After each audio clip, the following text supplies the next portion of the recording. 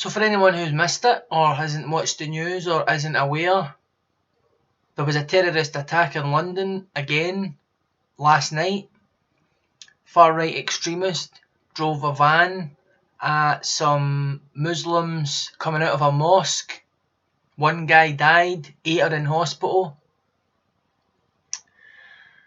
It was quite interesting actually to wake up and see that it had been called a terrorist attack by the Prime Minister and by the police that were involved. Obviously sometimes the lone wolf label is attributed to far-right extremists. And while I understand why technically that might be appropriate, at the same time it does give rise to legitimate concerns that the term terrorist is being exclusively applied to people of colour, primarily obviously Muslims. So as the news emerged, and obviously there was the natural shock that people felt, then the debate ensues afterwards and breaks into two distinct camps. What actually happens though is, depending on whose dogma it suits, then they will accuse the other side of not condemning the thing that's happened. So for example, people will be tweeting Donald Trump and asking him to condemn the far-right extremists the same way he condemns Islamists. And if it's the other way around, then the same thing happens. People will say, well, why did you condemn the far-right extremists but you won't condemn the Muslim? And I think, like, what point are we going to realise that actually we're just arguing about arguing? What point are we going to zoom out and look at our own behaviour in the broader context and say, hang on, maybe my first instinct and what I want to say impulsively might not actually make a lot of sense in the long run, because surely what we should be looking to do is come to a consensus that extremism on the far right and extremism in the Muslim community is two sides of the same coin. And in order to get to that consensus, we're going to have to be more mindful of those initial impulses we have, the one-upmanship that we engage in, which is just hypocrisy for all of us.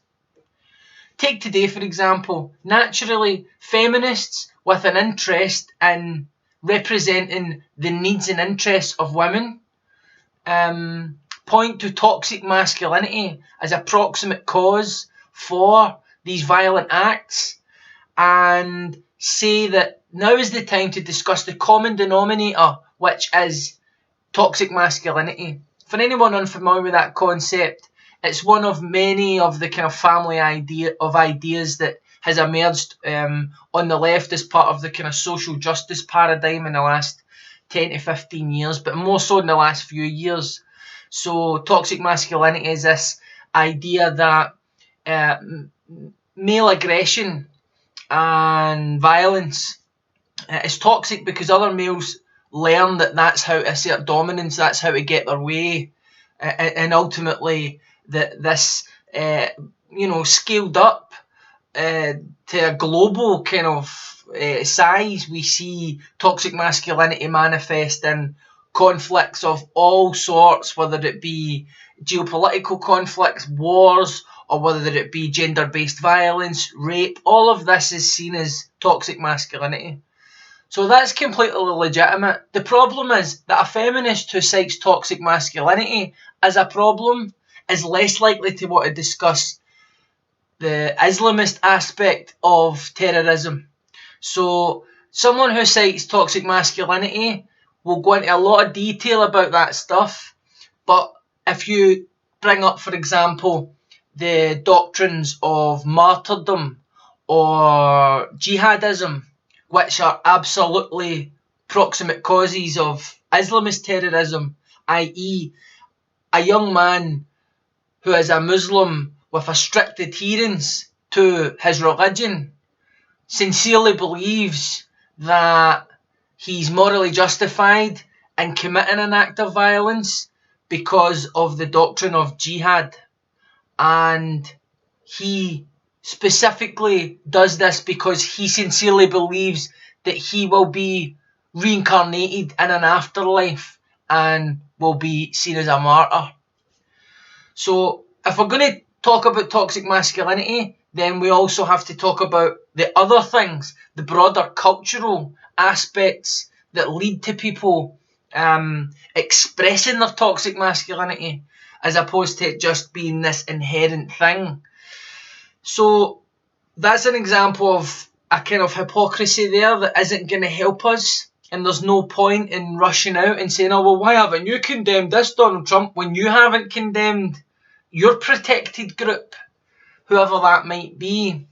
Similarly, people on the right, or people part of the new atheist movement, are less likely to want to talk about things like toxic masculinity and are more likely to dismiss things like that out of hand as distractions from the real issue, which is Islam.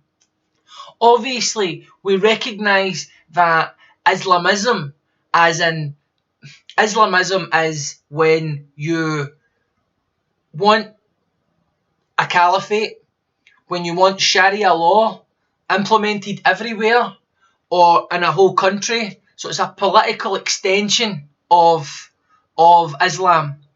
Jihadism is the belief that that should be achieved by force. There are lots of other interpretations of jihadism. The current jihadism that we're talking about is that belief that it should be achieved by force.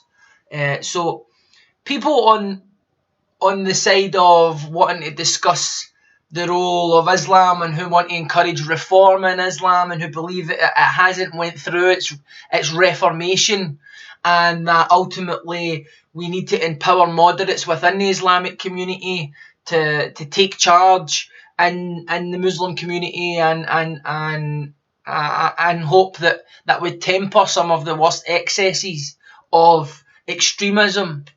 Either way, what we see is some areas that some people want to discuss that suit them, and other areas that they don't want to discuss that don't suit them. But what we see also is this kind of, it's an inversion on both sides. It's a mirror image. So why can we not just trade these things off and say, okay, I'll be prepared to talk about toxic masculinity in this discussion if you're prepared to concede that there might be some issues in the ultra-conservative branch of the Islamic community, not just in Britain, but around the world, and that we'll have to discuss that. Okay, I'm cool with discussing that. I'm cool. Let's agree what's appropriate to discuss it, and let's talk about masculinity. Let's look into the science. How much does hormones and biology, as well as cultural factors, play in the fact that men between the ages of 18 and 35 are more likely to kill people, more likely to rape people, more likely to kill each other, and more likely to kill themselves? What is it about that? There is something about masculinity in there. The point is, when your first impulse is just to jump online and say, oh, well, why didn't you condemn this after that previous point of view that you expressed? You seem to be engaging in hypocrisy. What you don't realise you're doing is the exact same thing. The right thing to do is see that urge and then resist that urge, and then think a little further about how you genuinely want to contribute to the discussion before it gets away from everyone and just becomes something that's retweeted out, reframed for third parties to pile on, and the ravine of misunderstanding continues to widen. I wonder what people out there think about some of the stuff that I've just said there. Do you ever experience that you sometimes, when in light of a big global event, the first thing you want to do is kind of lash out at the other side? Do you think that helps? Are we just destined to debate? Is adversarial debate the way that we reach the truth about things, or is social media distorting the whole conversation? I don't know. Feel free to leave a comment below and don't forget to hit subscribe. Peace.